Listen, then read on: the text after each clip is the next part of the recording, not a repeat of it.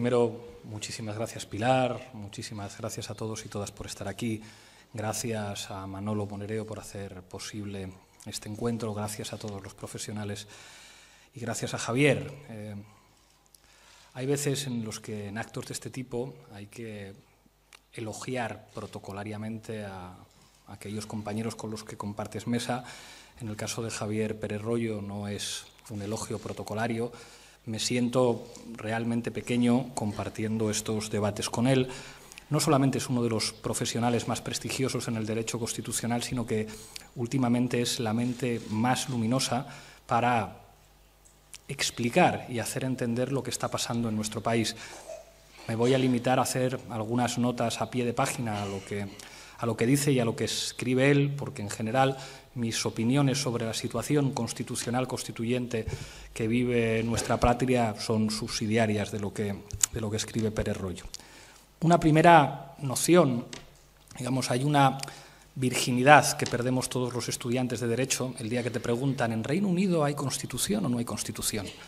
Entonces dudas y hay quien dice, no hay un texto escrito como el que tenemos en España, como la Ley Fundamental de Bonn, como la Constitución italiana del 48, y después de unas cuantas clases descubres que sí, claro que hay una Constitución, aunque no sea una Constitución escrita, hay una Constitución material, que es una expresión jurídica no necesariamente escrita de la correlación de fuerza o de las correlaciones de fuerzas. Y entonces descubres de verdad que es una Constitución y descubres que el debate en España no es un debate sobre el texto del 78, sino sobre las bases constitutivas, las bases políticas constitutivas de un sistema político concreto, de un régimen político concreto.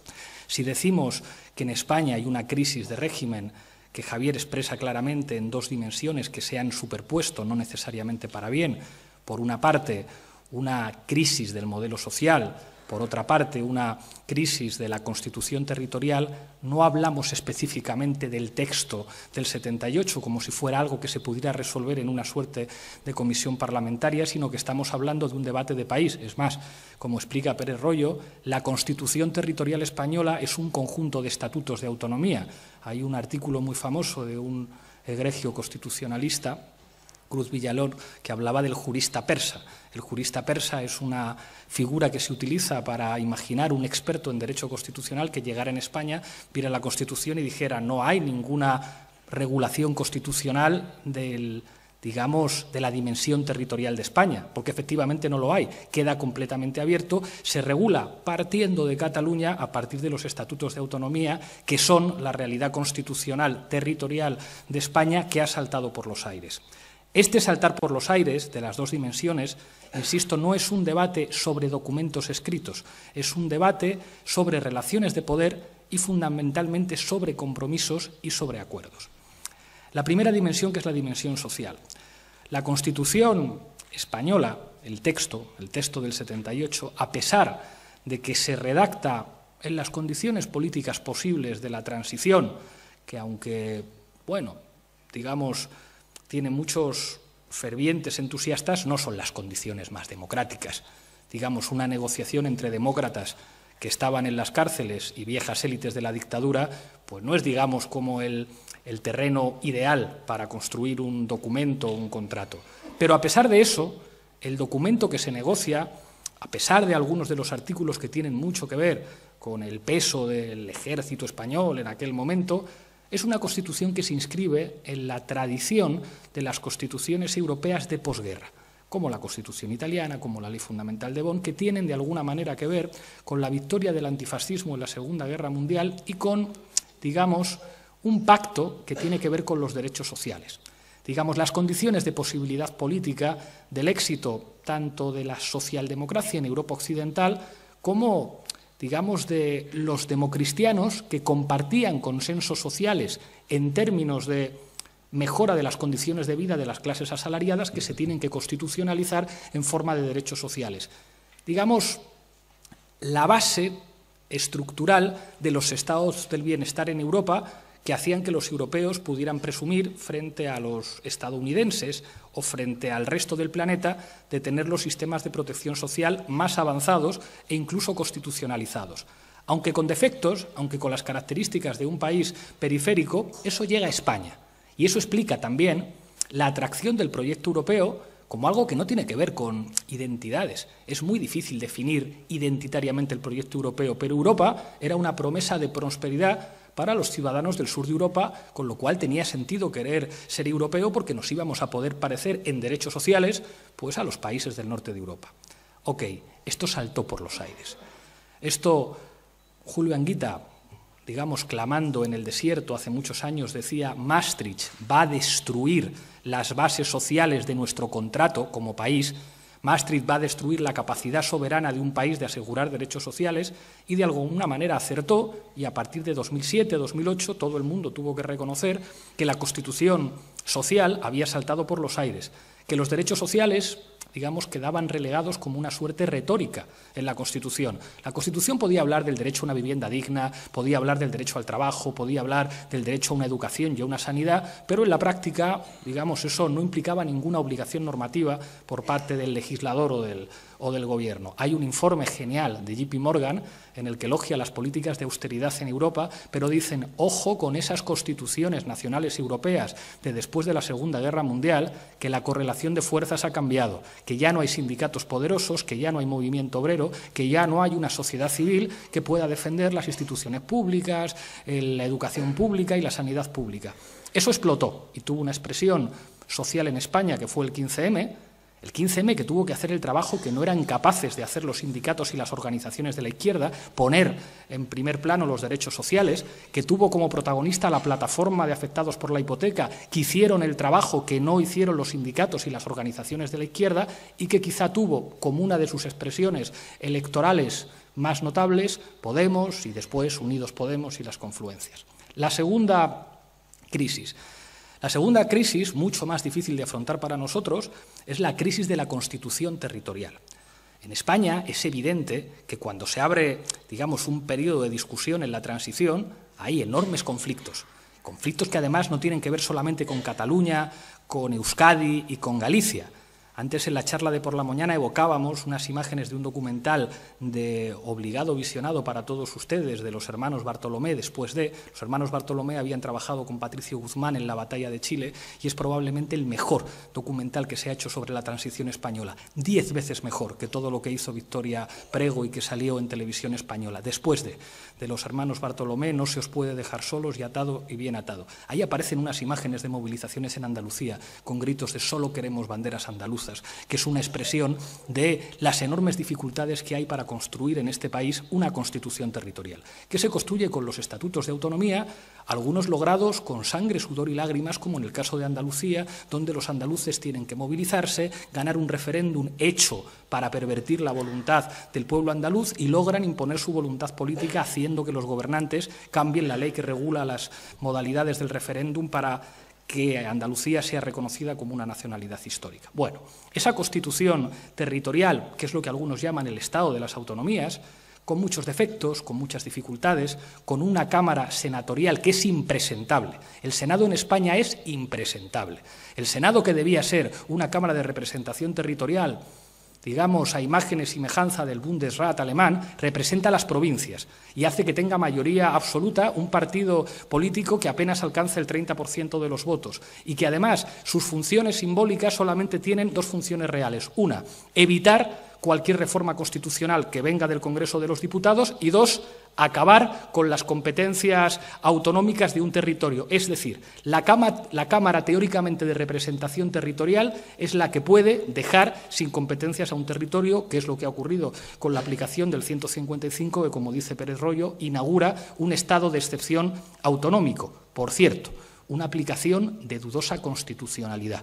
Cuando se redactaba el artículo 155, Alianza Popular propuso una enmienda para incluir específicamente en ese artículo la posibilidad de intervenir un gobierno autonómico. Fue rechazada. Ergo, se ha aplicado el 155 por un Senado controlado por el Partido Popular y con la aquiescencia evidente del Partido Socialista en una dirección contraria al espíritu de la Constitución del 78. Cuando los señores de la extrema derecha del Partido Popular y de Ciudadanos y sus aliados del PSOE os digan que son constitucionalistas, les decís que no, que la aplicación del artículo 155 va en contra del espíritu de la Constitución y que la reforma con nocturnidad veraniega del artículo 135 va en contra del espíritu de la Constitución. Los que presumen de ser partidos constitucionalistas son los más anticonstitucionalistas de los partidos en España. A partir de ahí, cuando la Constitución territorial estalla por los aires a partir de una sentencia del Tribunal Constitucional que va también contra el espíritu de la Constitución, contra un acuerdo del Parlament de Cataluña y el Congreso de los Diputados refrendado por el Demos catalán, digamos que la Constitución territorial salta por los aires. Y algunos dicen que estos dos problemas, el problema social y el problema territorial, se va a solucionar con una comisión parlamentaria. Las comisiones parlamentarias están bien, pero cuando hay una crisis constitucional en tu país, el debate no es un debate en una comisión parlamentaria, es un debate de país. Plantear los desafíos que tiene nuestra patria, en lo social y en lo territorial, implica construir un debate político en el que no puede sobrar nadie y un debate social en el que esté discutiendo todo el mundo. A mí no me gusta hablar de proceso constituyente porque eso es empezar, digamos, por la meta, por el fin. A mí me gusta hablar de impulso constituyente. Creo que nuestro papel es impulsar un debate que no puede ser un debate de élites políticas, sino un debate con la gente con respecto a las normas de convivencia de las que queremos dotarnos como país. Normas de convivencia es, queremos convivir, a nuestro juicio, con una sanidad pública, una educación pública, que asegure unos medios de comunicación que no sean un instrumento de propaganda de quien esté gobernando, que aseguren que los derechos sociales son derechos subjetivos y que tengan una inspiración republicana a la hora de establecer una fraternidad territorial que supere el modelo uninacional de la monarquía que, a nuestro juicio, ha fracasado. Preocupados porque criticamos al rey. No criticamos al rey, criticamos la institución monárquica en un momento histórico muy preciso. A mí el rey no me cae mal. O sea, de hecho, si imagino a Albert Rivera, a Pablo Casado y a Felipe de Borbón, veo tres personas de derechas y el que mejor me cae con diferencia es Felipe de Borbón. No es un problema...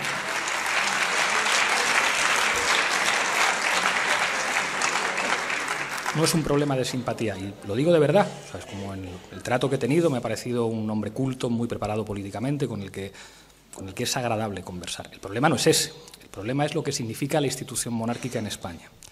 Y Javier hablaba de vicios de origen. La Constitución española y el orden político español no es el resultado de una ruptura democrática, es el resultado de un acuerdo entre las élites de una dictadura y la oposición democrática. Vázquez Montalbán, con una ironía cruel, llamaba esto correlación de debilidades. Eso quiere decir que la Constitución española no es el principio de algo, sino el resultado de reconocer ciertas cosas. Nosotros hemos insistido mucho en estas últimas semanas, utilizando un argumento del profesor Villacañas, que la Constitución, a través de un movimiento muy inteligente de Suárez recibiendo a Tarradellas, Juliana cuenta esto muchas veces, reconoce una institución republicana, que es la Generalitat de Cataluña, como preexistente a la Constitución, y esta es una de las claves del acuerdo territorial, el reconocimiento de la Generalitat, un movimiento político habilísimo de Suárez. Pero hay que conocer también lo que dice Herrero de Miñón, que es probablemente uno de los arquitectos intelectuales de la transición y de, digamos, el proceso constitucional español. Digamos, una de las claves que precede, que es preexistente a la Constitución española, es el principio monárquico. En España, el rey no está sometido a la Constitución. El rey viene de antes. El rey es reconocido por la propia Constitución. El rey, podríamos decir, que está por encima de la Constitución. Es una de las características de nuestra monarquía constitucional. Claro, en aquel momento histórico, eso era la consecuencia de una decisión del anterior dictador, que dice la sucesión en la jefatura del Estado va a ser de Juan Carlos, que el padre de Juan Carlos se enfadó mucho, pero tuvo que asumirlo, y habéis visto estas imágenes de la transición. Majestad, con todo el dolor de su corazón, reconocía a Juan Carlos I como la única garantía de continuidad dinástica. Y el principio monárquico informa la Constitución española y informa el sistema político español. Es probablemente una de las condiciones de posibilidad de la transición tal y como se hizo. A mí el anterior jefe del Estado, al que no conocí, pero he leído unas cuantas biografías suyas, me cae mucho peor que el actual. Aquel era un franquista confeso, corrupto, cuando salen sus cartas pidiendo dinero para Suárez al Shah de Persia, por no hablar de lo que han conocido todos los ciudadanos españoles, de sus aficiones a la caza y todas estas cosas. Pero nadie puede negar la centralidad política de esa figura, incluso en un momento en el que hay probablemente la intervención política de la monarquía en España más importante hasta el 4 de octubre de este año, que es el 23F. Es verdad que ya se sabe todo del 23F. Se sabe que era un movimiento previo contra Suárez, que había una voluntad de hacer un gobierno de concentración presidido por el general Armada, que habría contado con los consensos de prácticamente todos los partidos. Incluso a mí, en una entrevista que pude hacerle, Santiago Carrillo me confesó que él pensaba que algunos dentro de su partido seguramente sabían lo que estaba ocurriendo. Bueno, muy bien, ese golpe en su fórmula encabezada por un bruto al que ponen a tomar el Congreso de los Diputados fracasa en su plan inicial y hay una intervención política de la monarquía por la noche que dice Constitución.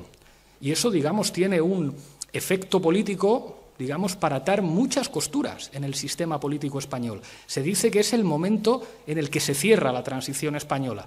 Se cierra también el proceso de construcción autonómica, pero, digamos, es simbólicamente el momento de cierre de la transición, que después se verá consolidado con la victoria arrolladora del Partido Socialista de Felipe González y Alfonso Guerra en 1982. Y, por lo tanto, podemos decir que, por muy mal que nos pueda caer, había una monarquía en España con un papel político incuestionable, gustara o no gustara, un papel político incuestionable. La pregunta es, cuando se ha abierto el melón territorial y el melón social, ¿cuál es el papel de la monarquía? Nosotros entendimos desde el principio, desde el año 2014, que la abdicación de Juan Carlos I fue un movimiento político inteligente por parte de la Casa Real y por parte de la monarquía. Al decir esto, recibimos muchas críticas de la izquierda, pero ¿cómo podéis decir que, oiga usted, describir algo no es estar de acuerdo con ellos? Si el adversario es inteligente y hace un movimiento inteligente, se reconoce como un movimiento inteligente. Fue un movimiento muy inteligente. El discurso de Felipe VI, la primera Nochebuena de 2014, es un discurso inteligente. Es un discurso que permite vislumbrar un jefe del Estado que ha comprendido los cambios que se están produciendo en su país, que toma distancia y que tiene palabras amables para muchos sectores sociales y en especial para los sectores sociales que estaban profundamente descontentos con el sistema político. A partir de ahí, yo no sé qué pasa en Casa Real, si cambian de asesores o si cambian de posición, la Casa Real empieza a girar y empieza a manejar un discurso diferente que se empieza a expresar, digamos, en los siguientes discursos de Navidad. Son discursos mucho más de derechas, mucho más, digamos, que provocan el rechazo de cada vez más formaciones políticas. Hay un discurso que llama la atención, que es el de los 40 años del aniversario de las primeras Cortes de Recuperación Democrática en España después de la Guerra Civil, donde hay un primer escándalo, que es la ausencia de Juan Carlos I. La derecha empieza a arremeter contra Felipe VI, ¿cómo es posible que no hayan llevado a Juan Carlos I y no sé qué? Y nosotros decimos, mire usted, ha hecho un discurso en el que ha citado mal a Machado, ha hecho un discurso en el que ha planteado una suerte de equidistancia entre los valedores de la dictadura y la oposición democrática al fascismo en España. Ha hecho un discurso muy conservador, un discurso de derechas, que no representa a la mayoría de los ciudadanos españoles y que es impropio de una figura simbólica. La propia presidenta del Congreso de los Diputados, Ana Pastor, que es del PP, hizo un discurso más inteligente, un discurso al equiparar a Tarradellas con los padres de la Constitución, un discurso incluso inteligente hacia la izquierda, en el que, por supuesto, menciona a Carrillo. Yo miré entonces a Alberto Garzón no aplaudía, pero la presidenta, que es muy lista, menciona la presidencia de edad de Dolores Ibárruri y de Alberti, y entonces Alberto Garzón sí que tiene que aplaudir, y todos aplaudimos, por supuesto, y la presidenta demuestra la cintura de alguien que es capaz de hacer un discurso inclusivo. El jefe del Estado no, y tenemos la intervención del 4 de octubre de este año, después del 1 de octubre, que es un antes y un después en el papel de la monarquía en este país. El jefe del Estado hace el discurso del PP, y llama a filas. Y a partir de entonces nosotros decimos, claro, hay un bloque monárquico que se articula en torno al discurso del jefe del Estado. No es sorprendente que el PP esté contento con ese discurso, no es sorprendente que Ciudadanos esté contento con ese discurso, es más sorprendente que el Partido Socialista se ponga a las órdenes del rey de España y asuma un discurso que además refuerza a buena parte del aparato del Estado, que a partir de ese momento empieza a actuar incluso de espaldas al Gobierno. Cuando hay tertulianos de la derecha que dicen lo que ha hecho la Fiscalía General del Estado no conviene al Gobierno de Rajoy, están diciendo la verdad. Hay todo un rearme de una posición involucionista en nuestro país que tiene que ver con el discurso del rey del 4 de febrero, que es un discurso que abre las puertas a la involución democrática en España. ¿Cómo no vamos a criticar a la monarquía? No es un problema de que seamos republicanos recalcitrantes, es que somos demócratas y no nos gusta que haya una involución democrática en nuestro país. Y el rey de España se ha puesto del lado de las fuerzas políticas que están defendiendo en la práctica la excepcionalidad y la renuncia a los principios básicos de la democracia. Esto es lo que decimos. O sea, no hay ninguna suerte de revanchismo ni de viejo republicanismo anticlerical que forma parte de la historia de nuestro país. Es una defensa de la democracia y rechazo hacia una serie de discursos que excluyen a muchas poblaciones de nuestro país.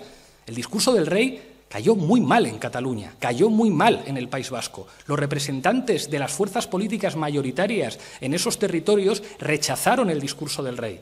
Y nosotros no tenemos la representación electoral que tenía Carrillo hace 40 años. Tenemos el doble, el triple, el cuádruple y, si me apuran, hasta el quíntuple de votos. Y dijimos, ese discurso no nos representa. Y se lo dijimos con la legitimidad de los votos. Yo le pude decir, mire, modestamente, Majestad, represento a un grupo parlamentario que ha tenido 5 millones de votos. Usted no ha tenido ni uno. Y el discurso que ha dicho usted no nos representa a nosotros. Bueno, algunos montaron un escándalo tremendo porque dijéramos una obviedad.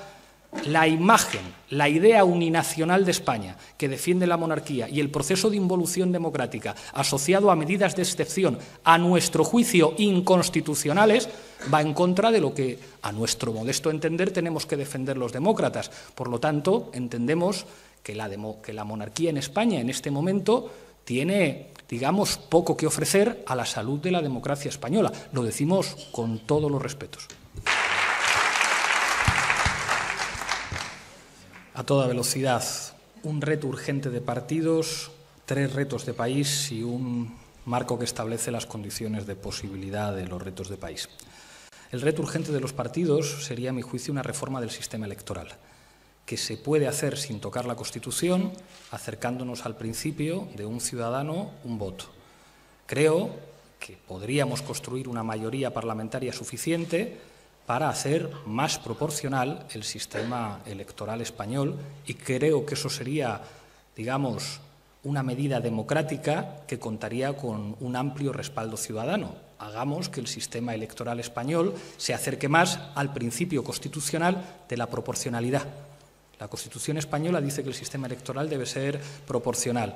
Después, estableciendo la circunscripción provincial y la fórmula DON, se consiguió tener un sistema electoral que tiene efectos muy mayoritarios, en particular en las circunscripciones provinciales menos pobladas, lo cual se hizo además y se diseñó en el año 77 para, digamos, evitar que las fuerzas políticas progresistas pudieran tener la mayoría que les correspondería proporcionalmente, y yo creo que en el año 2017, digamos 40 años después, tendría sentido adaptar, hacer empujar el sistema electoral español a que fuera más proporcional. Y eso, digamos, con el acuerdo de 3 partidos políticos, que además los 3, digamos, veríamos representaciones más proporcionales a nuestros resultados, sería posible. Creo que esto es una cuestión urgente, es ya un consenso social y solamente hace falta la voluntad de los partidos. Hay 3 retos de país que no lo resuelve una comisión parlamentaria, que es un reto democrático que tiene que ver con la independencia de la justicia y con las garantías frente a la corrupción, y eso es un debate de país que tiene un carácter constituyente. Hay un segundo debate de país, que es la necesidad de constitucionalizar los derechos sociales. Sin derechos sociales no hay democracia. La democracia no es simplemente un procedimiento de selección de representantes políticos cada 4 años. La democracia se fundamenta en la existencia de derechos sociales. Sin hospitales públicos, sin escuelas públicas, sin servicios públicos de calidad, no hay democracia y, por lo tanto, es necesario tener ese debate que permita, como acuerdo de país, constitucionalizar las bases materiales de la democracia. Y, en tercer lugar, pues digamos, la necesaria solución territorial, que a mi juicio tiene que ser un debate en el que es fundamental no partir de apriorismos, pero que calculo que solamente podrá ser viable si vamos en una dirección federal o confederal, que se adapte a la propia realidad diversa de nuestra patria. El marco, y con esto termino, las condiciones de posibilidad de estos 3 debates de país tienen que ver con Europa. El debate sobre una Europa de los derechos sociales frente a una Europa de los derechos de los bancos, que es la Europa realmente existente, que está sufriendo notables problemas y, como explicaba en la charla anterior Manolo, está viendo el surgimiento de fuerzas de extrema derecha que cuestionan el propio proyecto europeo, a nuestro entender, es, digamos, la base de posibilidad de los debates de país en nuestra patria y en cualquier lugar de Europa, y es necesario plantear alianzas y una voluntad de hacer que Europa sea un espacio amable que respete los derechos sociales y que respete los derechos humanos.